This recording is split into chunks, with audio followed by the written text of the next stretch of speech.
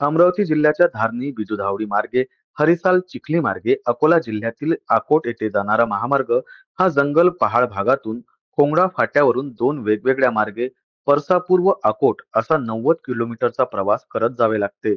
मध्यरात्री मुसळधार पाऊस पडल्याने वन विभागाच्या कोहा नाक्यापासून तर बेलकुंड रेस्ट हाऊस दरम्यान पहाडावरील दरड व मोठमोठे दगड पडल्याने रस्ता काही तास बंद होऊन वाहतुकीस मोठा अडथळा निर्माण झाला होता.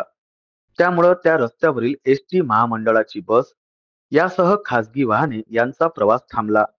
त्या बस व खासगी वाहनातील प्रवाशांनी स्वतः रस्त्यावरील मोठमोठी दगडे व मुरुम स्वतः साफ करून प्रवास केला.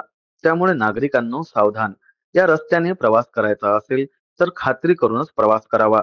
नागरिकांना मोठ्या प्रमाणात कसरत करावी लागली. त्यामुळं आता या रस्त्याने प्रवास करणाऱ्या नागरिकांनो सावधान.